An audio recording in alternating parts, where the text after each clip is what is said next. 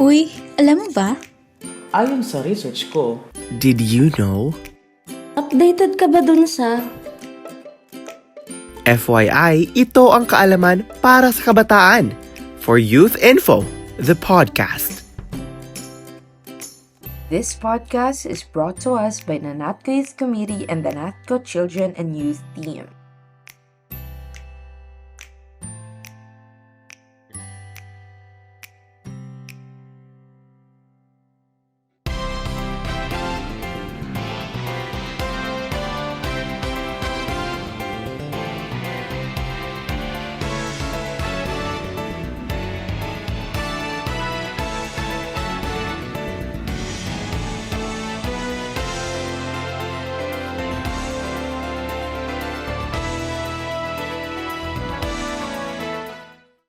Hello, kabataan, and hello, FYI listeners, and welcome back to another episode of the For Youth Info, the FYI podcast. We're already on episode 15, and yes, this would be our first episode this year, 2025. And if you didn't know, this podcast is brought to you by NATCO Children and Youth, the youth program of the National Confederation of Cooperatives that fosters development and leadership among young people. The program is managed by the NATCO Children and Youth Team in collaboration with the NATCO Youth Committee. Welcome to FYI Podcast episode number 15, Love Languages, Understanding How to Connect Better with Others, where we explore everything from relationships to personal growth and everything in between. Today's episode is all about something that's super close to our hearts, love languages. Now, you've probably heard the term before, but have you really stopped to think about what it means and how it impacts your relationships? Well, buckle up because today we're diving deep into how understanding love languages can change the way you connect with your partner, friends, family, and even yourself. We're going to explore how understanding love languages isn't just about romantic relationships, but also about how we connect with the people around us, especially in community and the cooperative settings. It's a conversation that could truly shift the way we work together and communicate. Today, we are here to share how love languages are helping shape the work we do and the relationships we build in life. Alright, so let us introduce ourselves. Mayong adlaw FYI listeners, I am Kiana Grace Camaso, Youth Committee Officer from Visayas, from the Queen City of the South, Cebu City. Hola, buenos dias sa ating mga FYI listeners. I am Cristal Marie Bendijo from MEMCO, your youth committee member representing Mindanao from Zamboanga City. And yes, we will be your hosts/speakers for today. So to start, Q, I'm curious, what do you mean by love languages ba? And when did this concept introduced to you? For me, love language is parang kung paano ka nagpapakita ng pagmamahal sa ibang tao at kung paano mo gustong iparamdam sa'yo na mahal ka. It's basically how you connect with someone and show them that they really matter to you based on what feels the most natural and important to you. And I became familiar with it noong high school ako kasi parang noon yun na introduce yung mga love languages. And doon din nagsimula yung mga tanungan ng mga classmates ko kung ano yung love language ng isa't isa. And I believe na each person has a primary love language that resonates with them most deeply. Ikaw ba, Ate Tara? Yung love language is wala pa naman siya nung time nung high school ako. So parang recently na lang nung siguro sa influence din ng social media, alam ko sa TikTok ko to talaga unang nakita. And when I found out about that idea, saka ako nag-try na mag-assess ng mga people around me like simple ways lang everyday life na ginagawa ng mga people around us. Like yung lola ko, she loves cooking, ganon. So, acts of service. Yung best friend mo na simple way lang pag slay girl, ganon. So, words of affirmation pala yung atake din niya. So, and pag yung partner mo, yayain ka let's hang out, date naman tayo, ayun. So, gusto din na mag-spend ng quality time. Maganda din matutunan yung love languages kasi para siyang cheat code for a better relationships na magkaroon tayo sa mga tao sa paligid natin. Most especially to those that matter to us. which love language do you think is yours, and do you feel like it's always been that way or nagbabago siya over time? I think yung love languages ko talaga would definitely be quality time and acts of service talaga. So I really appreciate it when someone tries to take their time to spend meaningful time with me. Yun, kahit sobrang busy din sila or also struggling with their own lives, but still nag-e-effort na mag-spend time with me. But I don't think it's always been like this though. Kasi when I was younger, I thought receiving thoughtful gifts and mga compliments ganyan, I thought that what really mattered to me. But as I grow up, I realized na yung presence and yung time ng mga tao, yun yung mas nagmamatter pala sa akin. Like when someone is trying to help you when they're also struggling, they try to show up when I need them the most, yun, I feel really valued and parang feel ko appreciated din ako in a way na someone is trying to do their best to meet me sa aking mga love languages. And it's funny because I think a lot of young people can relate to this na what we value in relationships shifts as we figure out who we are through time and what makes us feel supported as well. Ikaw ba, Q? Same tayo. Yung primary love language ko din is quality time. Pero familiar ka ba dun sa, 'di ba may love language na giving at saka yung receiving? 'Di ba? Yes. Sometimes parang confusing din siya, no? Kasi parang magkaiba yung giving tsaka receiving mo.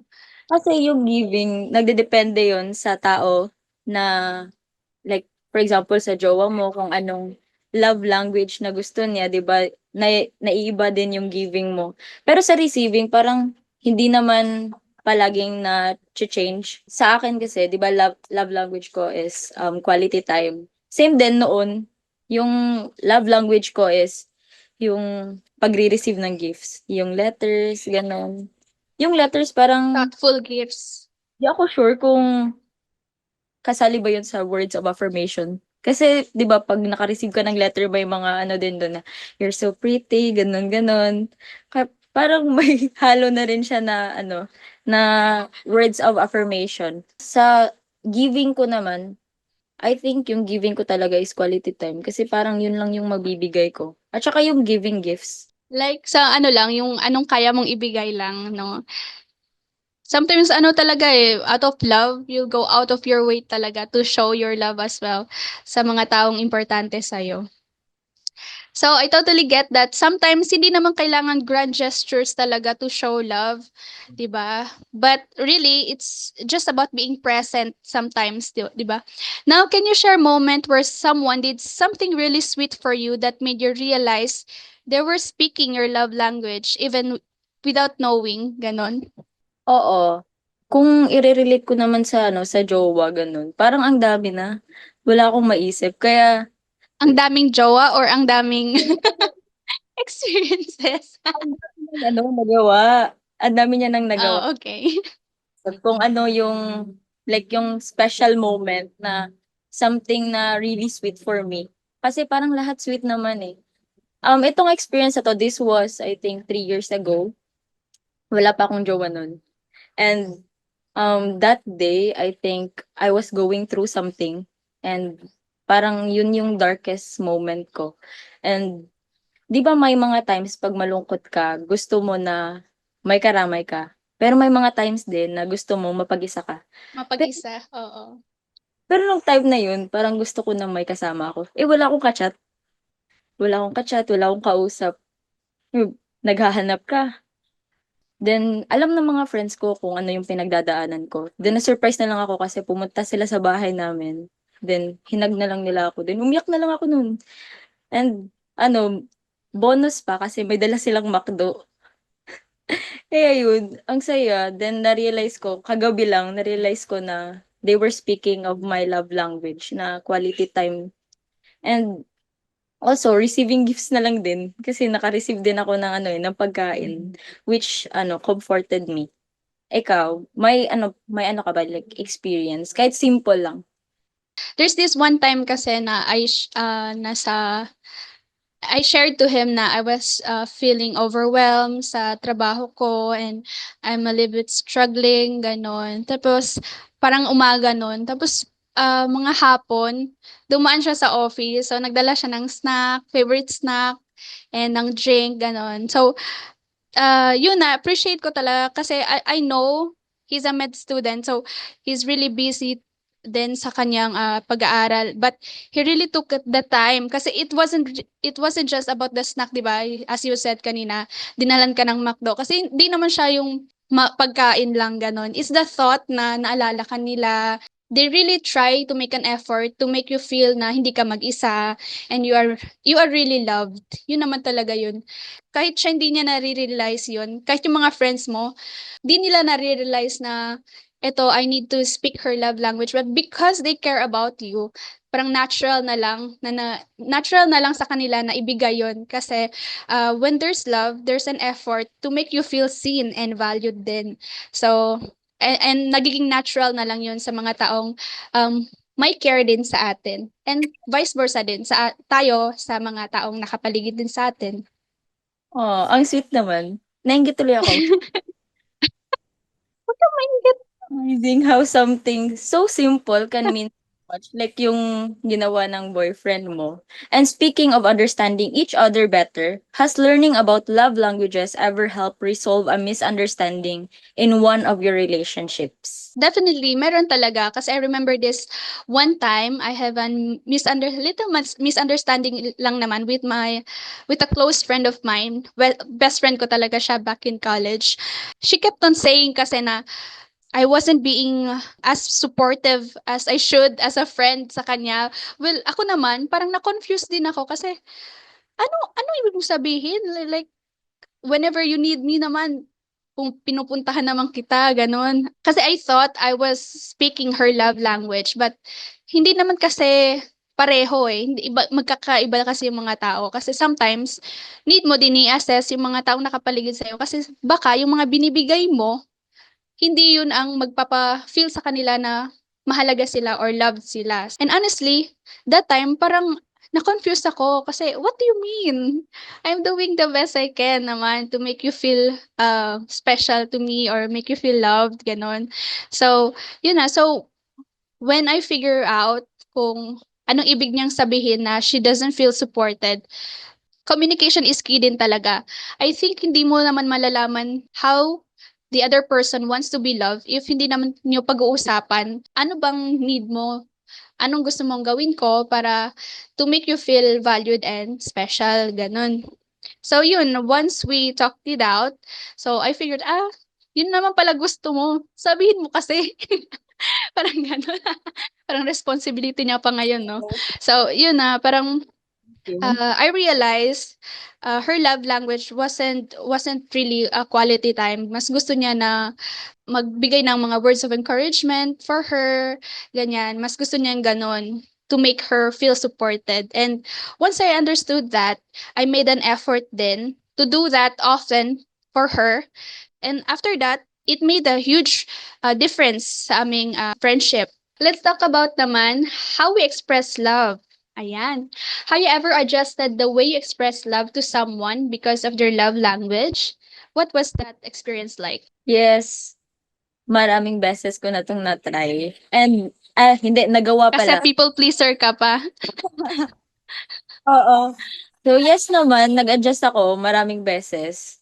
Kasi noon, yung giving ko na love language is yung giving gifts. Mahilig kasi akong gumawa ng mga yung mga letters, yung explosion box, yung paper na Mga DIY. mga DIYs. Then, nagawa ko pang gumawa ng candy wrapper out of paper na yung laman is letter. Ganon, binibigyan ko mga friends ko noon kasi wala pa akong gawa nun.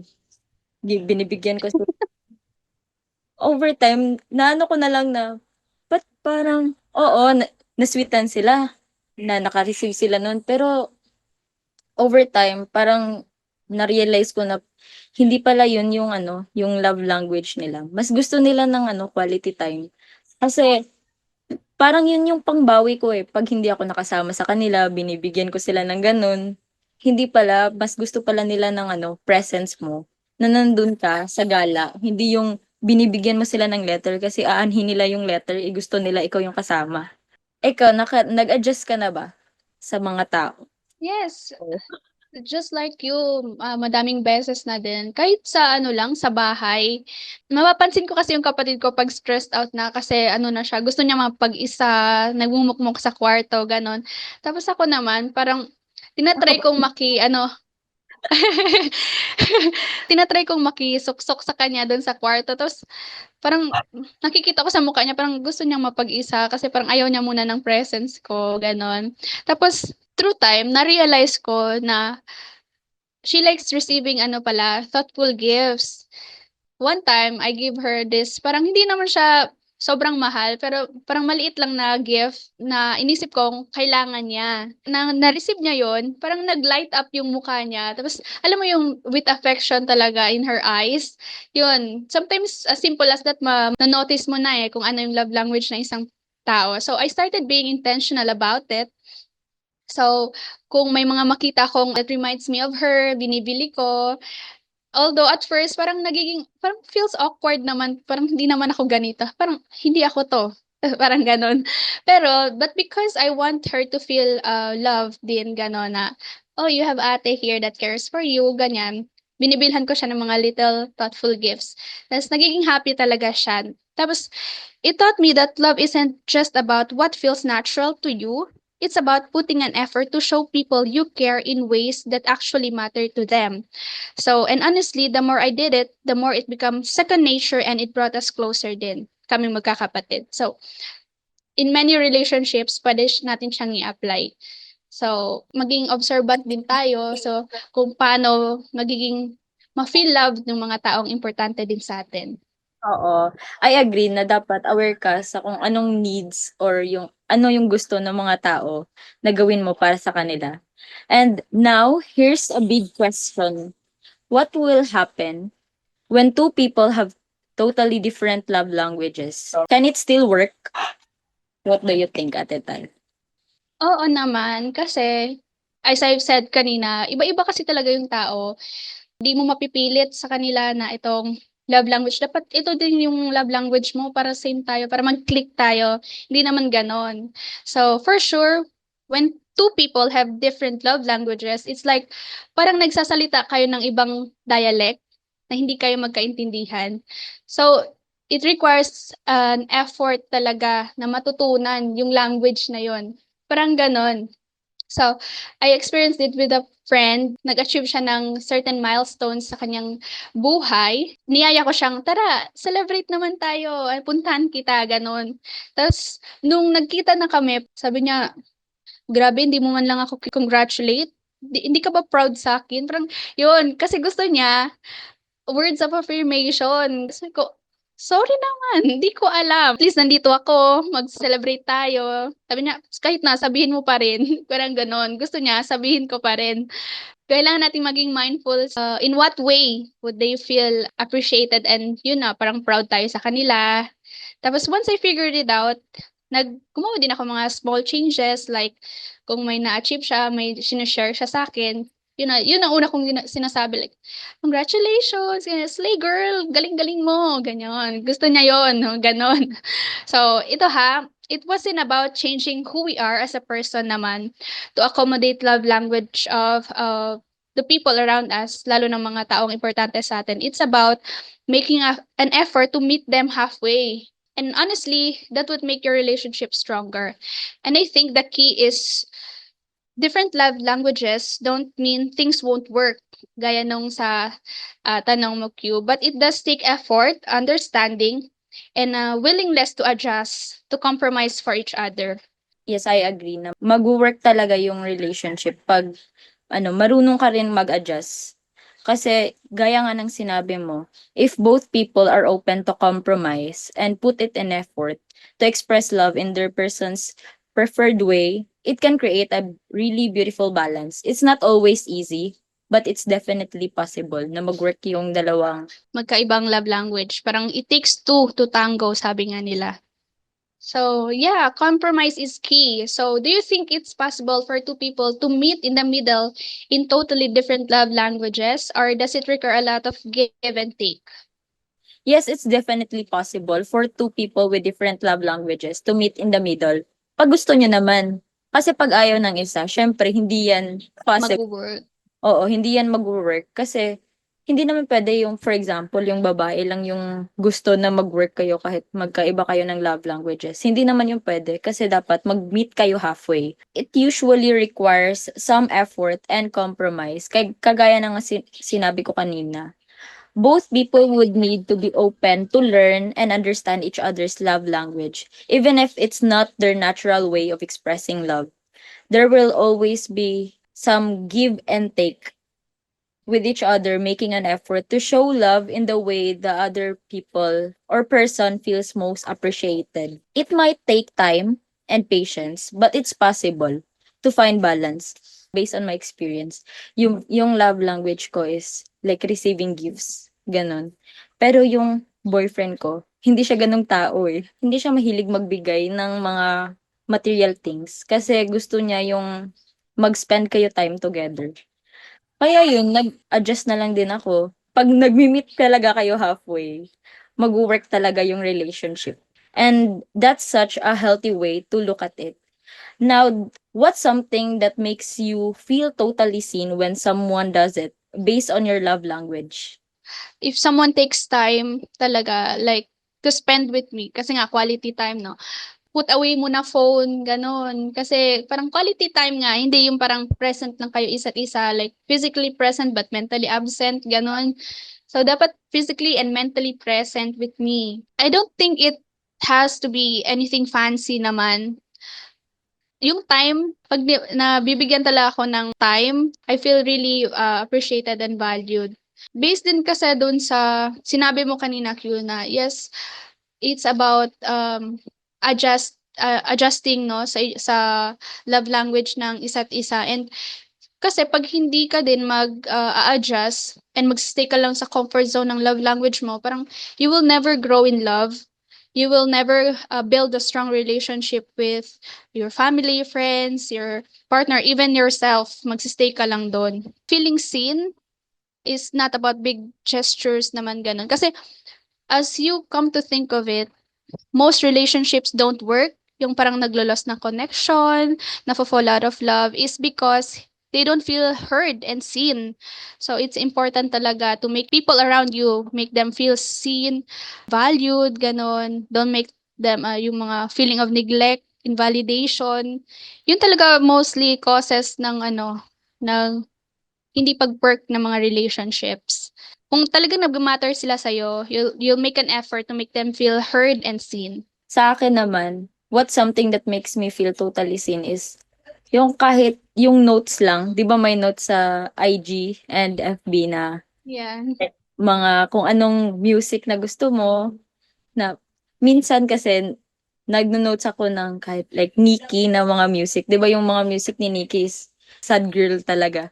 Pag nag-notes ako ng mga ganun, then may nag-reply sa akin na, ano, okay ka lang ba? Bakit? Ano nangyari? Pero yung notes ko na yun, wala lang yun kasi parang na-favorite song ko na lang. Pero sila, alam nila na may meaning behind yung song. And nag-ano pa talaga sila, nag-effort sila na, for example, sinearch nila kung anong meaning ng song na yun. Kasi may friend din kasi ako na nag-reach out sa akin kung ano daw meaning ng etong song ni Nikki, yung Autumn. Anong meaning nito, Q? Kasi yung girlfriend ko nag-ano siya nito. Ano, nag-away ba kayo? Then sabi niya, oo. Then hindi daw sila nag-chat ng whole day. Then nag-notes daw yung GF niya ng ganun. Sabi ko, ah, patay, lagot ka. Kasi yung meaning yan, ganito. Sabi niya na, ano ba? Ano bang ino-notes ko? Ha, ba't mag-notes ka? Dapat mag-reply ka. Dapat sa kanya, hindi yung babawi ka rin ng notes. Kaya yun, may mga tao talaga na nag-e-effort na i-search yung kahit yung mga maliliit na bagay. Kasi nga, it's the little thing that matters. Now, here's a fun one. How did you figure out each other's love language without making it feel awkward? Or any tips for someone trying to introduce the concept of love language to their partner? 'Di ba, usually, hindi mo talaga sinasabi sa kanya kung ano yung love language mo. Parang nagpaparinig ka lang, ganun. Pero sa akin kasi, sa pagka-extrovert ko, extrovert kasi ako when it comes to my partner, ganun. And napaka-straightforward kong tao. Kaya yun, sinabi ko talaga sa kanya na, yung love language ko ganito. Pag hindi mo gusto to, bahala ka. Ganun. Talaga akong tao eh. Sinabihan ko siya na, love language ko is, ito, quality time. Pero gusto ko rin yung like receiving gifts kahit letter lang, ganun. Yung mga simple gifts. Then sa kanya naman, na-figure out ko yung love language niya is quality time din. At saka yung yung physical touch. Kagaya din ng kanina, nag-adjust din. Ngayong generation na to, parang alam naman ng karamihan kung ano yung love language. Pero hindi lang nila alam kung ano yung deeper level, yung sa deeper level ng love language. Kasi yung tip ko na lang is since pag-usapan nyo, sabi ni Q, communication is the key naman talaga. Casually bring it up to the table, ganon. Kung gusto nyo talagang malaman and how to love your partner, friends, or family better, yun, pag-usapan nyo. Yes. And yung madadagdag ko lang na tips is, pag may time kayo, kahit once a week, kayo, mag-deep talks or like yung nag-uusap kayo sa kung anong maling nagawa nyo ngayong week. Medyo OA siya, pero It helps, oo. it works talaga. Oo, yung gano'n, yung parang mag-open forum kayo, then hindi naman yung formal na open forum, parang usap-usap lang, gano'n. Kasi pag nagko-communicate kasi kayo, nagwo-work talaga yung mga bagay na hindi mo inaasahan na maa-adjust niya. And that concludes another enlightening episode of our podcast. We've learned about love languages, and it helps us understand how people express and receive love language in different ways. So when we take the time to understand and speak the same love languages as the people surround us, it makes relationships stronger and communication easier. It's all about making the effort to meet each other needs in a way that feels natural to them. And at the end of the day, understanding love languages isn't just about knowing how you like to receive love. It's about learning how to give it in a way that truly connects with others. So, whether it's through words, time, actions, gifts, or even just a simple touch, love language help us build stronger relationships with our friends, family, and even ourselves. So as you go about your day, take a moment to notice how the people around you express love and how you can show up for them in a way that speaks to their heart. Because love, at its core, is all about effort, understanding, and making people feel seen. Thank you so much for joining us in this conversation.